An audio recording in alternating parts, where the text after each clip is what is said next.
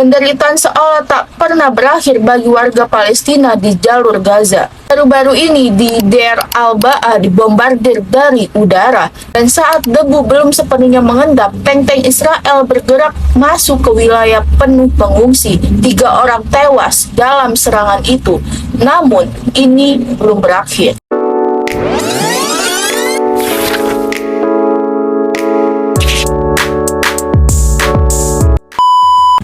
Tapi pengungsian di tepi pantai Gaza juga tak luput dari rudal Israel. Tenda-tenda roboh, anak-anak menangis, orang tua kelelahan. Konflik ini telah berubah jadi mimpi buruk tak berujung, penutupan perbatasan, kelangkaan makanan, dan juga krisis air bersih. Di tengah reruntuhan dan juga blokade, ribuan orang kini hidup dari dapur umum. Bagi anak-anak Gaza, sepotong roti kini adalah harapan. Namun bahkan itu seringkali tak tersedia.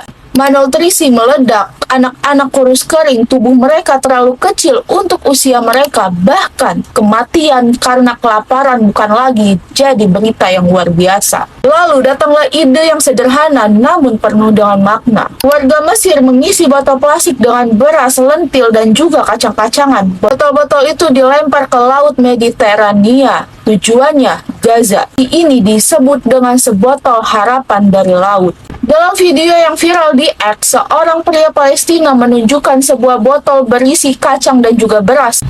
Dalam botol itu ada surat kecil, dan ternyata inisiatif ini tuh datang dari seorang insinyur asal Mesir yang kini tinggal di Jepang. Terinspirasi dengan konsep pesan dalam botol, ia merancang metode teknis pengiriman makanan via laut.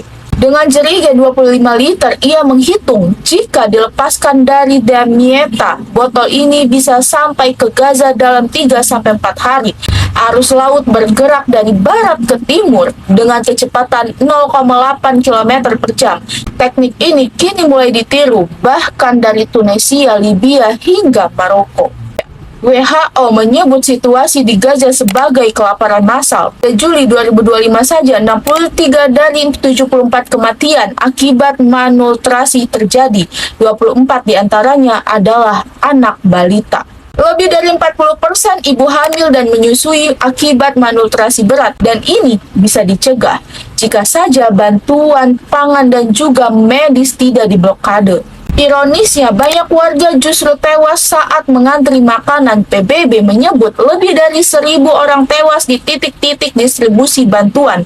Israel dituding, meski mereka membantah, di balik kotak bantuan itu ada tragedi yang menyertainya.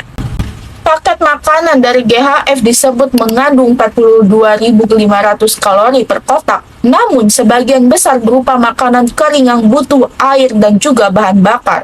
Padahal, Gaza sedang krisis air dan juga gas. Gas memasak dijual 4.000% lebih mahal di pasar gelap.